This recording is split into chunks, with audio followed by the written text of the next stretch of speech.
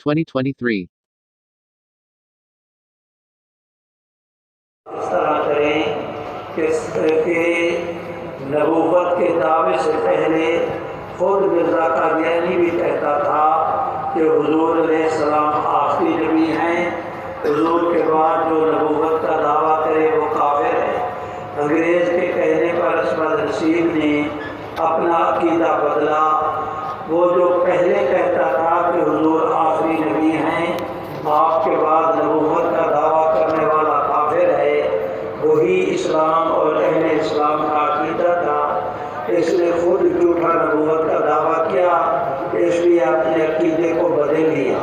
ہمیں مرزا غلام محمد قادیانی یا کسی اور کی حضور علیہ السلام کے بعد ضرورت تب ہو کہ معاذ اللہ حضور علیہ السلام کی شریعت، آپ کی رسالت، آپ کے دین، آپ کی ذات اقدس میں کسی بھی قسم کی کوئی کمی ہو۔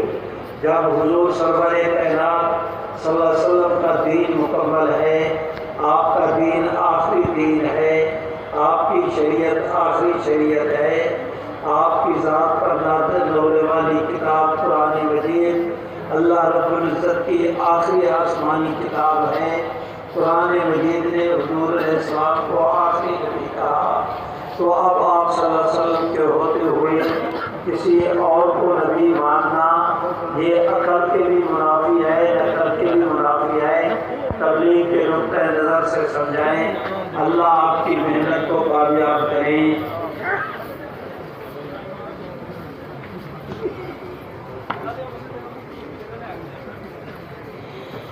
قائد جمعیت نے بیان فرمایا کہ مسئلہ ختم الوقت سیاسی مسئلہ ہے اور عالمی مجلس تحفظ ختم الوقت ہمیں سمجھاتی ہے کہ ہماری جماعت ہے سیاسی جماعت ہے، سیاست سے بالاتر کام کرتی ہے، اس میں تطبیق کیسے ممکن ہے؟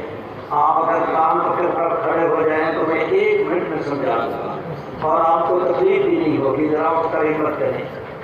کاغذ کون ہے؟ چیک لکھنے والا عقل مند۔ جس وقت ہم کہتے ہیں کہ ہم مجلس تحفظ ختم الوقت غیر سیاسی جماعت ہے، تو اس کا معنی یہ ہے کہ ہم نے الیکشنی سیاست کے اندر امیدوار کے طور پر کھڑے نہیں ہونا، ہم نے الیکشن کے اندر حصہ نہیں لینا، ہم نے الیکشن میں دین والوں کی خاطر جو جماعتیں کام کرتی ہیں، یہ سارا کام ہم جمعیت علماء اسلام کے سپرد ہے۔ ہم جمعیت علماء اسلام کی الیکشن میں ووٹ دے کر، اخلاقی حمایت کر کے، سپورٹ کر کے ان کی مدد کرتے ہیں۔ جب غیر سیاسی کا معنی یہ صرف یہ کہ مجلس تحفظ ختم الوقت جمعیت علماء اسلام کے کینڈیڈیٹوں کے مقابلے میں اپنے کوئی کینڈیڈیٹ کھڑا نہیں کرتی۔ آپ بتائیں کہ اس کے اندر کیا اشکال ہے جس میں میں ترتیب دوں؟ آپ کوئی اشکال ہو تو بتائیں تاکہ میں تطبیق کے لیے فکر کروں۔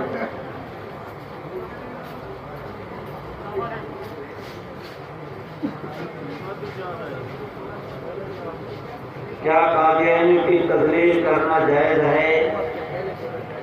میرے بھائیوں، ایک ہے انسانیت کی تضلیل، آپ ان کی تضلیل کریں، آپ کی وہ صحیح بات سننے کے لیے بھی تیار نہ ہوں، اس طرح تو کرنا بالکل جائز نہیں۔ لیکن انہوں نے غلط عقیدے کا اظہار کیا، پیغمبر اسلام کی ختم نبوت کو نہیں مانتے، تو اس حوالے سے قادیانیوں کے متعلق ہماری پالیسی یہ ہے کہ جو قادیانیوں کا دوست ہے یا قادیانی ہے، ہماری سانپ اور بچھو سے صلح ہو سکتی ہے، حضور کے دشمن سے صلح نہیں ہو سکتی۔ بے شک۔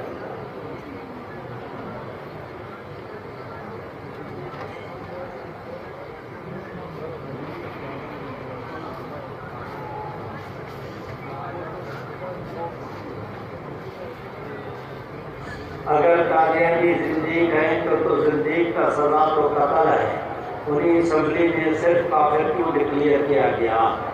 حضرت میری درخواست ہے کہ آپ یہ کہنا چاہتے ہیں کہ حضرت سید عامر شاہ صاحب بخاری، مولانا احمد علی لاہوری، مولانا سید انور شاہ کشمیری، مولانا مفتی محمود، مولانا غلام غوث ہزاروی، مولانا عبدالحق صاحب حقانی، حضرت مولانا شاہ احمد نورانی، ان بزرگوں نے جو فیصلہ کیا تھا وہ غلط کیا تھا، اور آپ حضرات صحیح فیصلہ کرانے کا ارادہ رکھتے ہیں۔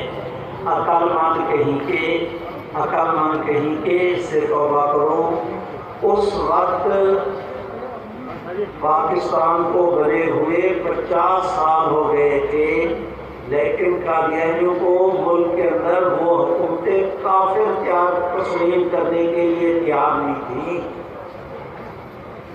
اس وقت آپ حضرات کی اسلامی نظریاتی کونسل سفارش کر چکی ہے کہ قادیانیوں کو مرتد قرار دیا جائے اور ان کی شرعی سزا ان پر نافذ کی جائے، لیکن آج تک آپ حضرات کے ہمارے ملک کے اندر یہ قانون نہیں۔ اگر اس وقت نظریاتی کونسل نے بات کے اندر سفارش کی، آج تک اس پر عمل نہیں ہوا، قانون نہیں بنا، اس وقت 50 سال کے جو حکمران قادیانیوں کو کافر قرار دینے پر تیار نہیں تھے، اس وقت اگر قادیانیوں کے مرتد کا مطالبہ کرتے، ان کے قتل کی سزا کا مطالبہ کرتے، جو جتنا قانون بنا ہے اتنا قانون آج تک نہ بنا ہوتا۔ اس وقت جن حالات میں جتنا بنوا سکتے تھے انہوں نے بنوا لیا، مزید کے لیے کوشش جاری ہے، اور اللہ کا فضل ہے۔ سارے الحمدللہ تو کہہ دو، ایسے نہیں زور سے۔ جس کو اللہ جتنی توفیق دے اتنی بلند آواز سے، نہیں بھائی، جتنی اللہ نے کرم کیا اس کا تقاضا یہ ہے کہ اور بلند آواز سے۔ ہمارا ہر اٹھنے والا قدم ہمیں عقیدہ ختم نبوت کے تحفظ کی آخری منزل کی طرف لے جا رہا ہے۔ آج تک کسی بھی جماعت کے اتنے مطالبے نہیں مانے گئے جتنے ہمارے مانے گئے۔ اس گئے گزرے دور میں عدالتوں کے ذریعے، فیصلوں کے ذریعے، خود قانون سازی کے ذریعے ہم روز بروز اپنے مقصد کی طرف جا رہے ہیں انشاءاللہ۔ اور خدا کرے کہ سارے ملک میں اگر اسلام کی حکومت قائم ہو جائے، شریعت کی حکومت قائم ہو جائے، نظام خلافت قائم ہو جائے، تو پھر تو وہی فیصلہ ہوگا جو صدیق اکبر نے یمامہ کے میدان میں مسیلمہ کذاب کے خلاف کیا تھا۔ اس وقت تک جو ہو سکتا ہے وہ ہمیں کرتے رہنا چاہیے، اور ان عقل مندوں کو مہربانی کر کے اپنے بزرگوں پر اعتماد کرنا چاہیے۔ مرتد کا ایسا ہوتا، انہوں نے تو زندگی میں بچہ بھی کبھی نہیں مارا، صوفی اور پھرنے خانے طرح بنتے ہو، یہاں سے کھڑا کرو ذرا میں اس کی مرمت کروں۔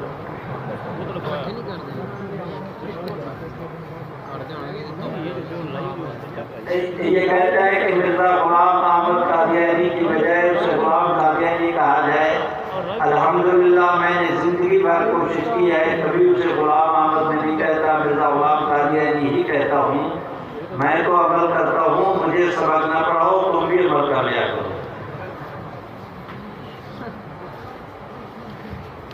اقوام متحدہ میں عمران خان نے تقریر کرنے کے بعد مرزا سے ملاقات کی تھی یا اجلاس کیا تھا، اس کا تو مجھے پتہ نہیں، البتہ اتنا پتہ ہے کہ آج کل وہ پٹیالہ جیل میں اجلاس کر رہے ہیں۔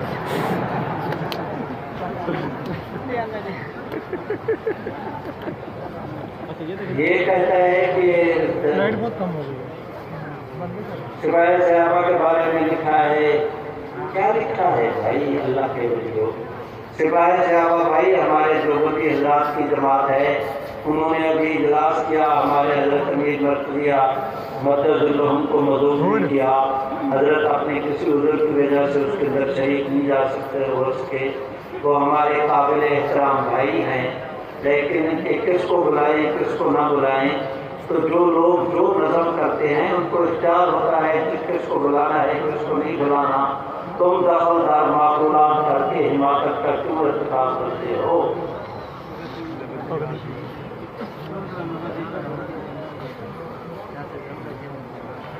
یہ قادیانی کی پہچان کی کوئی نشانی بتا دے. نشانی اور پہچان تو ایک چیز ہی ہوتی ہے. میں نے کیا بتلانی ہے؟ ان کے نہ سر پر سین ہیں نہ ان کی ناک کٹی ہوئی ہے، لیکن اتنا یہ ہے کہ ہر قادیانی جس کے متعلق شبہ ہونا تو گفتگو میں اس کے سامنے مرزا غلام محمد قادیانی پر لعنت تبرہ بھیجو، اس کے چہرے کی رنگت تمہیں بتا دے گی کہ یہ مسلمان ہے یا قادیانی ہے.